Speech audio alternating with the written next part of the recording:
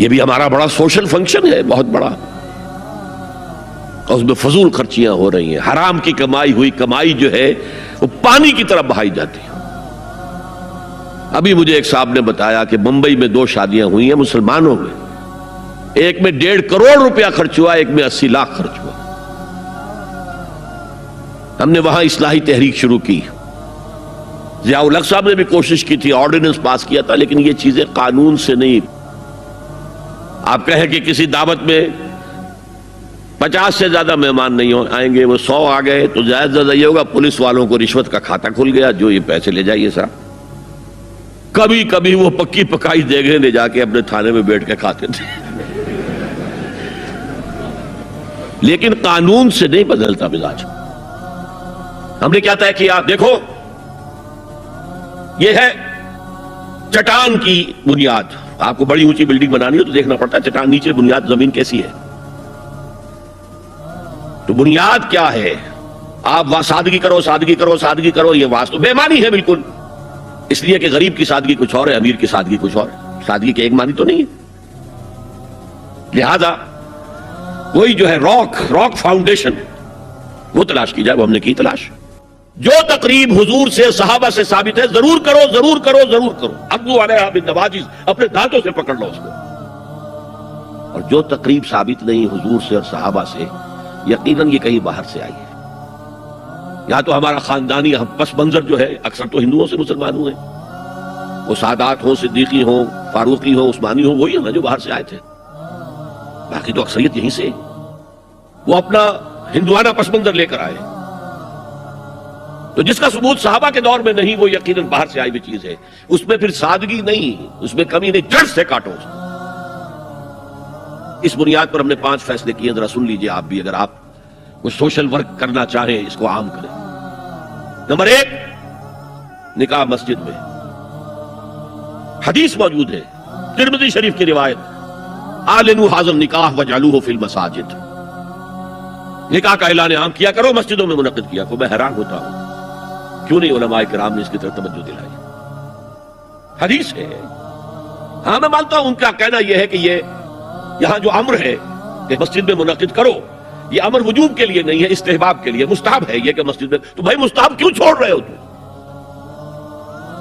اس لیے چھوڑنا پڑتا ہے، مولوی بیچارے کی حیثیت ہے ہی نہیں معاشرے میں کہ وہ کہے جناب یہاں آئیے میرے پاس، میں نہیں آؤں گا آپ کے گھر نکاح پڑھانے کے لیے۔ وہ اپنا رجسٹر بغل میں دبائے بیٹھا سوکھتا رہتا ہے۔ وہ تو آنی تھی بارات عصر کے وقت، مغرب بھی جا رہی ہے، آئی نہیں، وہ بیٹھا غریب۔ پہلے 20-30 روپے ملتے تھے، اب 200, 300, 400 ملتے ہیں، اور کیا ہے۔ میں نے انہیں یاد دلایا، دیکھو شرم کرو، عیسائیوں نے آج تک اپنے چرچ کی اور اپنے پادری کی عزت یہ رکھی ہے کہ شہزادے اور شہزادی کی شادی ہوگی وہ بھی پادری چرچ میں آئیں گے۔ شہزادے کی شادی ہو رہی ہے تو جو ان کی پارلیمنٹ کے ساتھ ہے چرچ، وہاں شادی ہوگی، وہاں پردہ نہیں ہے، لڑکا لڑکی دونوں آمنے سامنے کھڑے ہو کر قول و قرار کریں گے۔ ہمارے ہاں پردہ ہے تو اس لیے لڑکی کے گھر بھی جائیں گے تو لڑکی تو محفل میں نہیں آئے گی، لڑکی کا ایک وکیل ہوگا، وہ وکیل اجازت لے کر آئے گا، 2 اس کے گواہ ہوں گے، اس کے سامنے اجازت لی گئی، پھر وہ نکاح خواہ کو اجازت دیں گے، وہ نکاح پڑھا دیں گے۔ پہلی بات یہ ہو گئی کہ نکاح مسجد میں۔ نمبر 2، نکاح کے موقع پر کوئی دعوت کام نہیں، کوئی ثابت نہیں، دعوت طعام صرف ایک ہے، وہ ولیمہ ہے۔ اور اس قدر معقول بات ہے، سب باپ اپنے سینوں پر ہاتھ رکھ کر سوچیں اور میری بات سنیں، کیا بیٹی کو گھر سے رخصت کرنے کا وقت جو ہے وہ خوشی کا وقت ہوتا ہے؟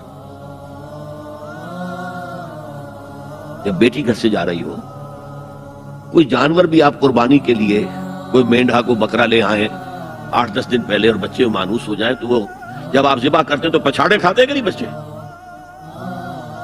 اور یہ لخت جگر ہے، نور چشم ہے، 18, 20, 22 برس گھر میں رہی ہے، وہ جا رہی ہے، خوشی نہیں ہے ماں، صرف یہ ہوتا ہے سائی آف ریلیف کہ ایک ذمہ داری کا بوجھ تھا، اللہ نے آج پورا کرا دیا، اتروا دیا بوجھ۔ پھر بھی اندیشہ ہوتا ہے، پتہ نہیں مزاج ملے نہ ملے، نئے ماحول میں جا رہی ہے، وہاں جا کر ایڈجسٹ ہو یا نہ ہو، اندیشے پھر بھی ہوتے ہیں۔ تو ان سے مرغ پلاؤ کھانا اور متنجن کھانا کوئی معقول بات نہیں ہے۔ معقول بات کیا ہے؟ لڑکا، اس کا گھر آباد ہوا ہے، وہ ولیمہ کرے، اس پر باقاعدہ احادیث اولبو ولو بشاتن، ولیمہ ضرور کرو چاہے ایک ہی بکری ہو تمہارے پاس، ذبح کرو، کاٹو، کھلاؤ گوشت اپنے دوستوں کو، احباب کو۔ یہاں تک کہا کہ بیسا طعام الولیمہ، برا کھانا ہے ولیمے کا کہ اس میں غریبوں کو نہیں بلایا جاتا۔ ظاہر بات ہے مسلی کھلانے کے لیے تو ولیمہ نہیں ہوتا، اپنے احباب کو، دوستوں کو بلایا جاتا ہے۔ پھر بھی میں تم سے کہتا ہوں کہ جسے ولیمے کے لیے بلایا جائے وہ اگر نہیں جائے گا تو اللہ اور اس کے رسول کے حکم کی نافرمانی کرے۔ تو جس رسول نے اتنی تفصیل سے حکم دیا ہو ایک دعوت کا، وہ دوسری دعوت میں بھی خیر ہوتا میں بیان کرتا۔ جب نکاح مسجد میں اور کوئی دعوت طعام نہیں تو بارات کا تصور، خلاص۔ بارات کس بلا کا نام ہے؟ قرآن میں تو کوئی ذکر ہی نہیں، عربی میں یہ لفظ ہی نہیں۔ اجتماعی طرفین مسجد میں ہوا، نکاح ہوا، لڑکی کو، حضرت فاطمہ کو رضی اللہ تعالی عنہا، کچھ خواتین جا کر چھوڑ آئی تھی اس حجرے میں جو ایک انصاری صحابی نے حضرت علی کو دیا تھا۔ ان کا تو کوئی گھر بھی نہیں تھا، کوئی حضرت علی آئے ہوں اور آ کر وداع کرا کے لے کے گئے ہوں۔ چوتھی چیز، جہیز کا کوئی تصور اسلام میں نہیں، خالص ہندوانہ رسم، خالص ہندوانہ رسم، خالص ہندوانہ رسم۔ ہندوؤں میں کیوں ہے؟ وہ اس لیے ہے، معقول بات ہے کہ لڑکی کا وراثت میں کوئی حصہ ہی نہیں، وہ تو جب گھر سے نکل رہی ہے وہ دے دلا کے رخصت کر دو، دان دہیج، یہ خیرات ہے، لڑکی کا حق کوئی نہیں ہے گھر پر۔ اسلام میں تو لڑکی وارث ہے، والد فوت ہوں گے وراثت تقسیم ہوگی، والدہ فوت ہوگی کوئی ان کی ہے ملکیت تو تقسیم ہوگی۔ شادی کے موقع پر کوئی جہیز اسلام میں نہیں، قطعاً نہیں۔ غلطی سے حضرت فاطمہ کے جہیز کو جہیز کہہ دیا گیا۔ وہ جہیز کیا تھا؟ ایک پیسہ بھی حضور کے اپنی جیب سے نہیں تھا۔ اس شادی میں خاص بات کیا تھی کہ دولہا کے ولی بھی حضور ہی ہے، اور کون ہے؟ علی کا کون تھا مدینے میں، اور دلہن کے والد بھی حضور ہے۔ اب حضور پوچھتے ہیں حضرت علی سے، تمہارے پاس مہر دینے کے لیے کچھ ہے؟ عرض کیا میرے پاس تو کچھ نہیں ہے۔ وہ فقراء صحابہ میں سے تھے۔ فرمایا مہر تو دینا ہے، تمہارے پاس ایک زرہ ہوتی تھی؟ جی ہاں زرہ تو ہے۔ انہوں نے یہ سمجھا زرہ تو جہاد کے لیے ہے، کوئی دولت تو نہیں ہے۔ فرمایا جاؤ اسے بیچو یا گروی رکھ کے قرض لے کر آؤ۔ وہ گئے، حضرت عثمان نے خرید لی اور کچھ دنوں کے بعد واپس کر دی ہدیۃً، یہ زرہ میں ہدیہ آپ کو کر رہا ہوں۔ اس وقت اگر کہتے چھوڑو علی، کہاں لو میں پیسے دے دیتا ہوں تمہیں، تو ان کی طبیعت پر بار ہوتا۔ اس پیسے سے حضور نے کچھ پیسے گھر بھیجے، اندر دلہن کو ذرا تیار کر دو، اور کچھ پیسوں سے وہ ایک گدا جس میں کھجور کی کھال بھری ہوئی تھی، اور 2 تکیے جس میں کھجور کی کھال بھری ہوئی تھی، ایک مشکیزہ، کنویں سے پانی تو لانا ہی ہے نا، ایک چکی، جو ہو یا گیہوں ہو پیسنا تو ہے نا، کوئی 1-2 برتن اور، اللہ اللہ خیر صلی اللہ، یہ تھا جسے جہیز کہتے ہیں، جس میں ایک پیسہ بھی حضور کا شامل نہیں ہے۔ وہ حضرت فاطمہ کا مہر تھا جسے بنایا گیا، ورنہ مدینے ہی میں دوسری آپ کی صاحبزادی کا نکاح حضرت عثمان سے بھی ہوا، کہیں ذکر ہے جہیز کا؟ حضرت عثمان کا گھر بھرا ہوا، ہر چیزیں موجود، وہاں تو جہیز کا تذکرہ نہیں۔ بہرحال یہ شادی کو آسان کرو، زنا کو مشکل بناؤ۔